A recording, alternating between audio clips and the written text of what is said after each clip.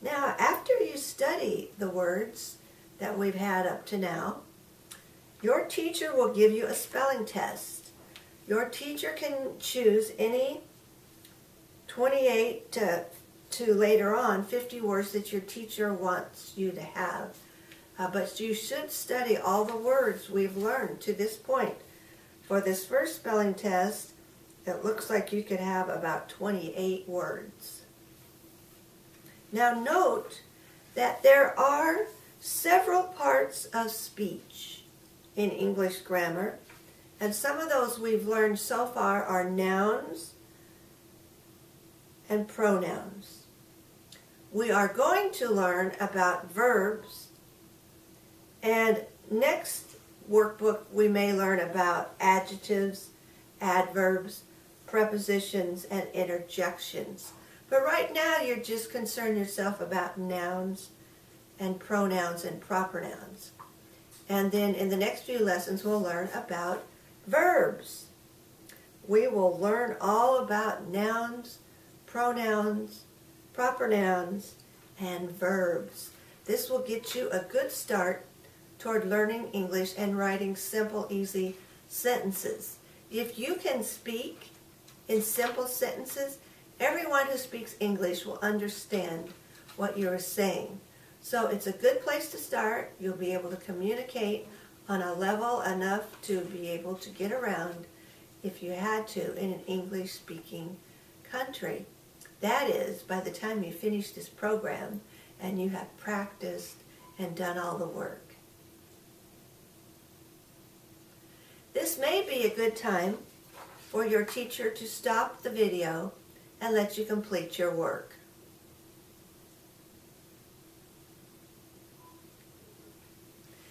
Now let's move on to lesson 3, pronouns. Now pronouns are words that are used in the place of a noun. Therefore, a word or a pronoun is used to represent the person, place, or thing that you are talking about, or reading, or writing about, just like the noun was, because the pronoun takes the place of the noun. For example, a proper noun would be to call me Mrs. Lenning.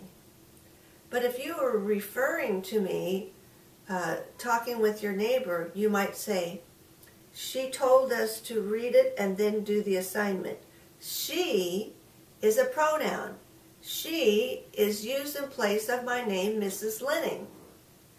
Or if I said, hi Maria, how are you doing? That is her name, a noun. Maria is her name. But if I said, how are you?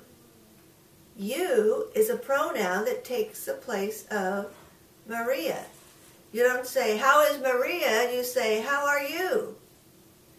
It's more proper to say, how are you today? Hello, how are you today? And you might answer, I'm fine, thank you. How are you doing? That's how you might greet one another when you're first starting to talk with someone in English. And then you might say, what are you going to do today? And the other person might say, I'm going to go to school and learn English. I keep asking Maria, when are you going to come back to America to visit me? I'd like to see you again. And she might say, oh, I will probably be coming home in 2 to 3 weeks. That's how you talk back and forth in English. So that would give you a good start with English as far as talking, greeting at the beginning of a conversation. Here is a list of some commonly used pronouns. The most common ones we use are on this list. I am Mrs. Lenning. I is always capitalized, always the big letter, whether it's in the middle of a sentence or at the beginning of a sentence. So remember, the one letter by itself is always capitalized. And it is singular. Number 2, it. If you say it's, that's like putting 2 words together. It is, and there's an apostrophe in the middle, it's. That's called a contraction. Look at number 2. I explained that. It is singular or plural in its form of it. It is could talk about one or more, or a group, or a concept, or a subject. 3, we. We is plural. It's more than one. If I'm talking with Maria, she is one singular, I one singular. But if I say, we can go to the store, that means both Maria and I, we can go to the store together. We is plural. He is singular. You're talking about a man. So if you have a man teacher, in America we would call him Mr. Lenning, or Mr. Martinez, or Mr. Gillis, or whatever the last name is. And then if you're talking about him with a pronoun, you would refer to him as he. He. Or if you're talking about his jacket he left on the chair, you might say he left his jacket there on the chair. 6, she is singular. It refers to a lady or a female. Maria is working with me. She is going to do this today. She stands for a lady, Maria, in this case. 7, hers.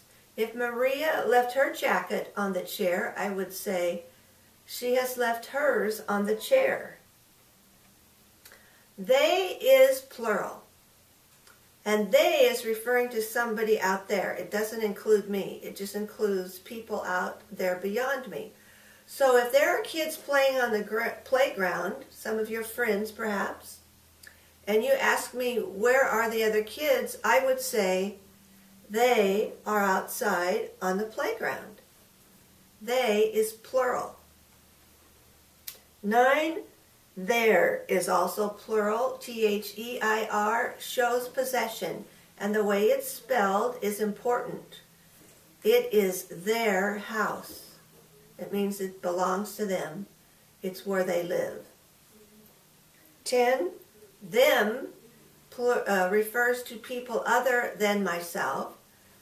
The family that lives in their house is doing quite well, and the house belongs to them, meaning the family, all of them, the whole family. 11 is plural, these. If I had a stack of books up here in front of me, say 1, 2, 3, 4, 5 books stacked up here, 5 books, I might say these books, these 5 books are for you students to read. These 5 books, or these books.